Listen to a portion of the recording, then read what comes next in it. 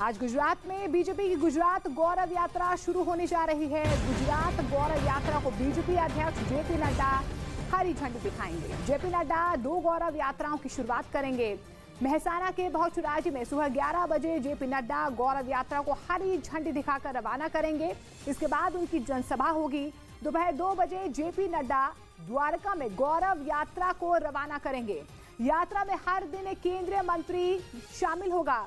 आज भूपेंद्र यादव द्वारका में होंगे, जबकि राव साहेब दानवे बहुचराजी में रहेंगे। इससे पहले जेपी नड्डा सुबह 10:40 पर बहुचराजी मंदिर के दर्शन करेंगे। तो बीजेपी की गुजरात गौरव यात्रा अलग अलग जगह से निकलेगी। इस बीच आपको बता दें कि आज से ही इसकी शुरुआत होने जा रही है। गौरव यात्रा गुजरात की 144 विधानसभाओं में निकलेगी। गौरव यात्रा के दौरान ऑर्गेनिक फार्मिंग करेंगे तो सिर्फ आपकी ही सेहत ही नहीं बल्कि आपके पैसों की सेहत भी अच्छी रहेगी। ऑर्गेनिक फार्मिंग सीखनी है तो फ्रीडम ऐप को अभी डाउनलोड करो। 145 जनसभाएं होंगी। पूरी यात्रा के दौरान 5734 किलोमीटर की दूरी तय की जाएगी। गुजरात गौरव यात्रा को बीजेपी अध्यक्ष जेपी नड्डा रवाना करेंगे। जेपी नड्डा 2 गौरव यात्राओं को हरी झंडी दिखाएंगे। इस बीच बहुचराजी में सुबह 11 बजे जेपी नड्डा यात्रा को यहां से रवाना करेंगे। द्वारका में दोपहर 2 बजे गुजरात गौरव यात्रा रवाना की जाएगी। बहुचराजी द्वारका में ही जेपी नड्डा जनसभा को भी संबोधित करेंगे।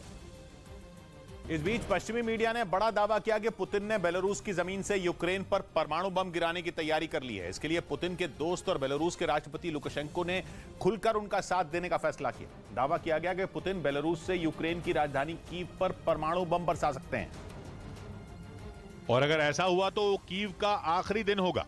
पुतिन ने अगर अपना सबसे खतरनाक हथियार कीव के ऊपर दाग दिया तो शहर को राख के ढेर में बदलने से कोई नहीं रोक पाएगा।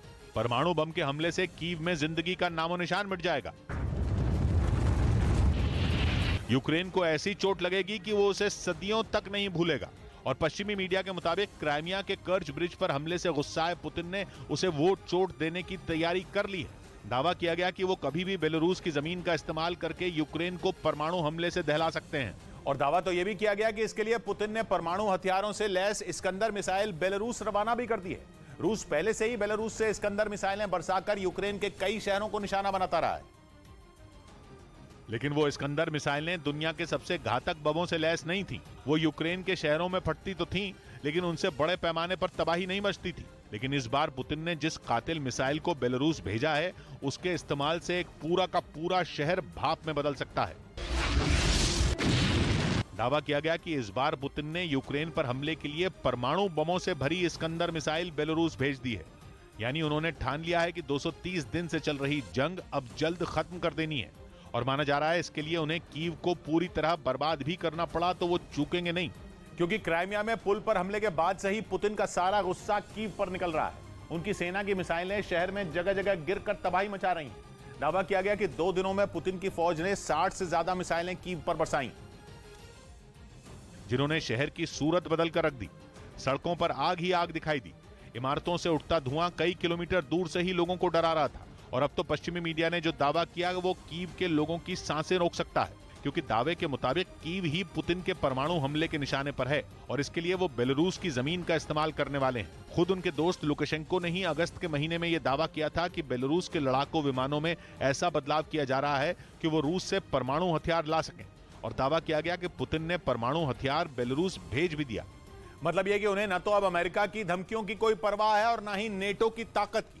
यही वजह है कि पुतिन अब खुलकर बेलारूस को साथ लेने का ऐलान कर चुके हैं ताकि जंग को जल्द अंजाम तक पहुंचाया जा सके। अब तक की जंग में उनकी सेना सिर्फ बेलारूस की जमीन का ही इस्तेमाल कर रही थी, लेकिन अब बेलारूस ने खुद यह ऐलान कर दिया कि वो भी रूस के साथ युद्ध में उतरने जा रहा है। और उसके ऐसा फैसला करते ही रूस ने बड़े पैमाने पर हथियार और गोला बारूद बेलारूस के लिए भेज दिया। बेलारूस ने भी यूक्रेन की सीमाओं से लगे इलाकों के लिए सैनिक और हथियार रवाना कर दिए। वहां से आए एक वीडियो में ट्रेन पर लदे कई टैंक दिखाई दिए।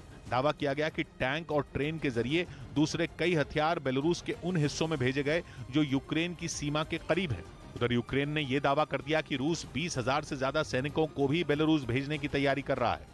मतलब साफ है कि आने वाले दिनों में बेलारूस की सीमा के करीब बसे यूक्रेन के शहर पुतिन के गुस्से की आग से झुलसने वाले हैं। और उनमें सबसे ज्यादा बड़ा खतरा मंडरा रहा है कीव पर। जंग की शुरुआत में भी रूस ने बेलारूस के रास्ते ही अपनी सेना का एक बहुत बड़ा काफिला कीव पर कब्जे के लिए रवाना किया था। हालांकि तब पुतिन की फौज को कई दिनों की घेरेबंदी के बाद कीव छोड़कर पीछे हटना पड़ा था। लेकिन इस बार बेलारूस के सीधे जंग में कूदने से उसकी सीमा के पास बसे यूक्रेन के शहरों पर हमला और भी ज्यादा आसान हो जाएगा। हालांकि अगर बेलारूस युद्ध में उतरा तो यूक्रेन भी उस पर पलटवार कर सकता है। इसी वजह से पोलैंड ने बेलारूस वाले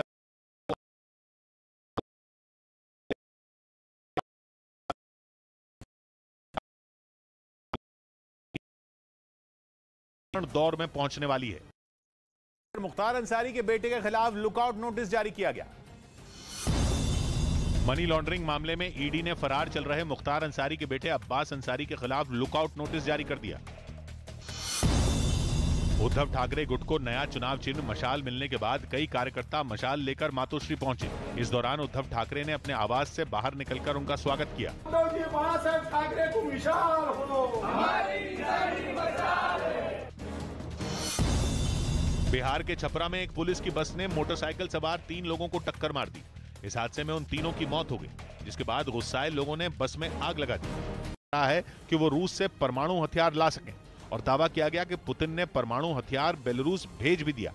मतलब यह कि उन्हें न तो अब अमेरिका की धमकियों की कोई परवाह है और